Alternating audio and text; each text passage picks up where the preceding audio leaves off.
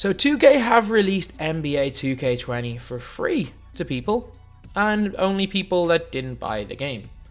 There is a very good reason for why they've been doing this, and they've been trying to get everyone to buy 2K20. It's been advertised everywhere in 2K19, but this is just going to be a little bit of a rant video. I'm recording this after I recorded the video, or I recorded the audio, but it's about 12 minutes of me just ranting about 2K, and I felt like everything in this video needed to be said at some stage, so I'm not really going to cut anything out. So it's going to be an unedited rant. It's not going to be scripted. It's not going to be in any way structured at all. There's a lot of things that I've been bottling up about 2K for the whole year, and yeah, so anyway, now let's get on to it.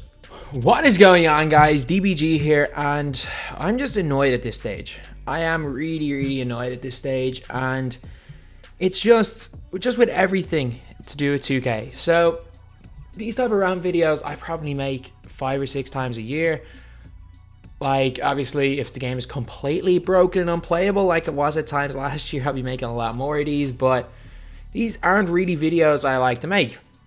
As much as I'm someone who likes to complain, I love it when 2K is going well. I love it when there's people playing the game. I love it when the game works, when there's hype in the game, because that's when I have the most enjoyment making videos. I love using budget cards. There's so many things that 2K20 has done right this year. Like, the Moments of the Week cards were a great addition. Like, obviously, you guys are thinking, oh, it's just another excuse to buy packs, but you don't have to buy packs. You don't have to buy any of the cards, but it just means you're getting more Moments cards and bigger variety of some of the lower tier Moments cards. It just makes it more interesting getting to use so many players for me anyway. And also, Evo cards, while it is a massive grind to get cards up to Pink Diamond this year, I think a lot of the 4 or 5 star Evos, they're like, you get the 3 stars and you pretty much got a beast of a card. Like, I know some of the Evos are getting really difficult, and with the games played is the most annoying thing. There should never be a games played requirement Evo card.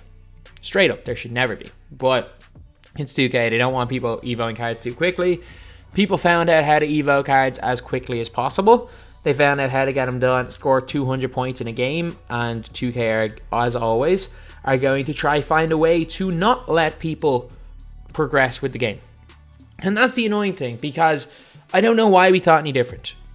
Why we thought it was going to be different this year. Why we thought that NBA 2K20 My Team was going to be a different experience.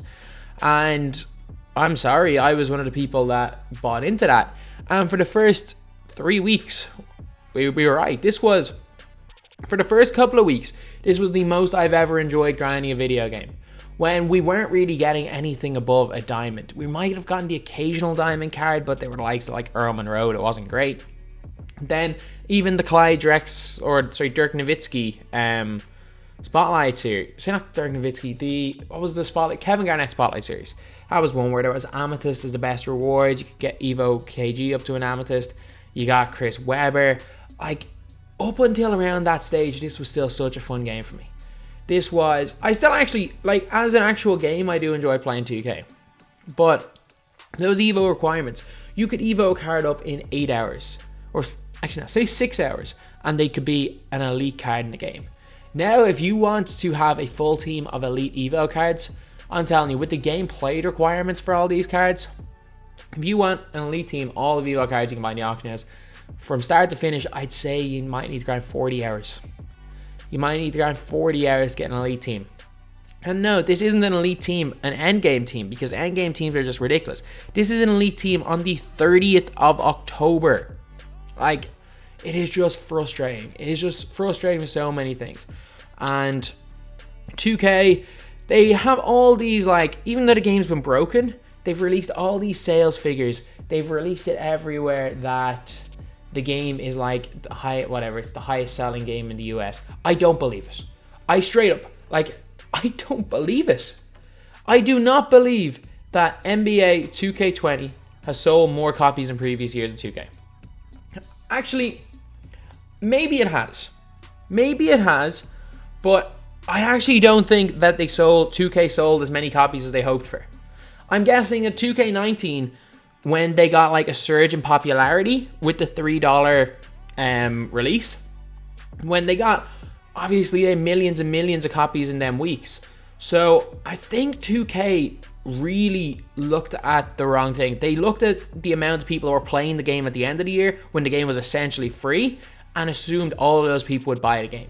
That's the only reason I can see for 2K simultaneously having the highest selling game of the year and also basically begging people to come back into the game. So, if you guys haven't seen it, just type in 2K20 free into Twitter. It is ridiculous. Like, so many people that didn't get NBA 2K20 have it in their, just have it. They just have it. They got emails. Like 2K literally sent a bunch of emails to people that had played 2K in the past that had not got 2K20 and they just gave it to them. Like, I just don't even know anymore. I just don't even know. Like, they're obviously doing this for microtransactions. But the thing is, I didn't think that this was going to be happening to too many people. But there are so many. Like, the more, like, you look through Twitter, there's hundreds. There are hundreds of people that got NBA 2K20 for free. 2K just sent out a bulk email for everybody, and suddenly they just got NBA 2K20. And that's really, like, I understand, like, if 2K in February wanted to give the game out for free during All-Star break to these people, that would make a bit of sense. But, like, I know why 2K are doing it. It's obvious. So they can get more microtransactions. They can get people to play the game. Obviously, they're releasing more content. They can get more people into it. If someone gets the game for free, in my opinion, they're more likely to spend microtransactions. And maybe this is a test. Maybe this is a weird test that 2K, if they can manage to, say if they give a load of free copies and all these people that get the game free spend an average of $100 on microtransactions, then maybe they might end up thinking about lowering the price. They might end up thinking about making it free to play. But let's be real, it's 2K, it's not. They just want microtransactions. They just haven't hit their player goal. Whether they have a unrealistic player goal, as I said at the start, due to the inflated amount of people playing at the end of 2K19, or they completely lied about their sales figures, I'm thinking it's probably the former, because it's hard to lie completely about sales figures, especially when 2K aren't the ones putting out the tweets. But yeah, this is frustrating for everyone who bought the game 6 weeks ago to see that if you didn't buy the game, there was a good chance you were going to get it for free. If you bought the game last year and didn't buy it this year, there's a good chance 2K would have given you the game free. 6 weeks later, and this isn't 6 weeks of great playing. This 6 weeks isn't worth $60. This is 6 weeks of a broken game. This is 3 weeks of playing out online not working. This is 10 days or so of my team triple threat offline just not being there. And this is the day that 2K have just given the finger to everyone that grinds. In my team especially. I know nothing about Park. I know nothing about that game mode. I know absolutely nothing, so I'm not going to talk about it. But in my team, today of all days, the day when they've released not one, but two Pink Diamond cards. And Pink Diamond reward cards are so hard to grind for. They've released two Pink Diamond reward cards that are the exact same as cards, or two Pink Diamond cards that are the exact same as cards in the reward market for tokens. That is just ridiculous. How are they getting, like, I understand how they're getting away with it, but could you not have at least waited until November? Wait a month. Just wait 1 month. They know that nobody cares about the players in the token reward Pink Diamonds. That's why the token reward Pink Diamonds are a bunch of cards that are absolutely irrelevant in terms of NBA history. Nobody is going to go out and pay hundreds of thousands of MT for a Pink Diamond Bob Love or a Pink Diamond Mark Price. So you know what they do?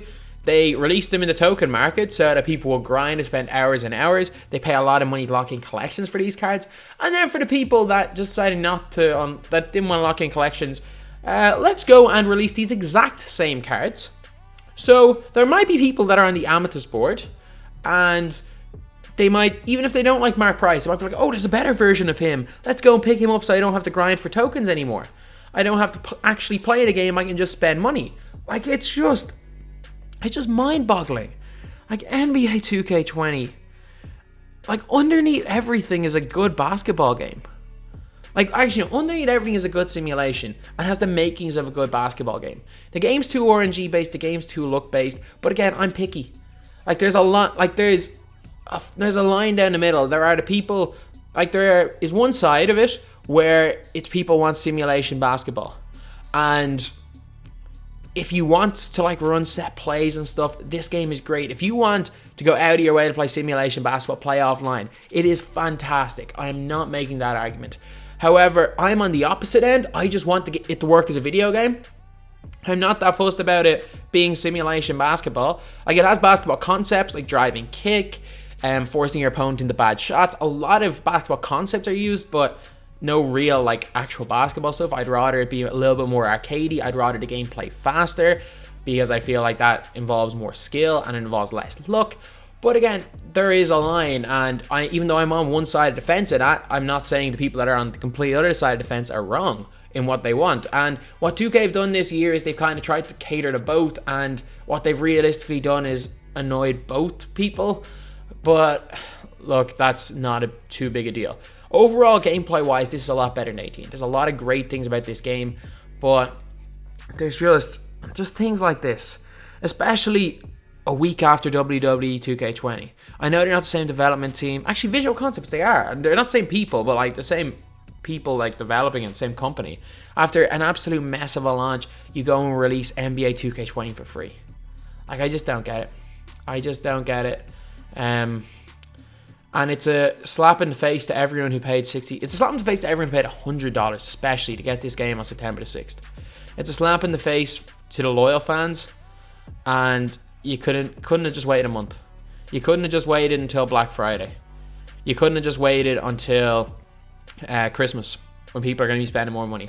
You had to do it 6 weeks after the game came out, and you had to do it 1 week after your worst launch of the year as a company, and you also had to do it the same day as you've screwed over everyone that's grinded for anything in this game. So yeah, 2K, I always say, like, you should never be surprised with anything 2K does, but this has surprised me. Like, from Ronnie, I feel bad for Two Bros, I feel bad for LD, because all the abuse isn't any of their faults. Ronnie brings it on himself from what he says, although the stuff actually in the game has nothing to do with him. That's not his fault.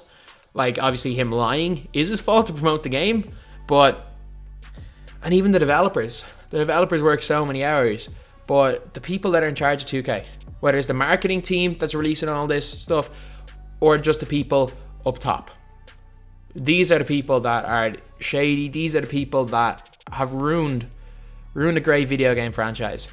And even though as a pure video game it's fine, the name of NBA 2K will pretty much forever be tarnished after this year. Anyway, that's the video. Thank you guys for watching. Please like, comment, and subscribe.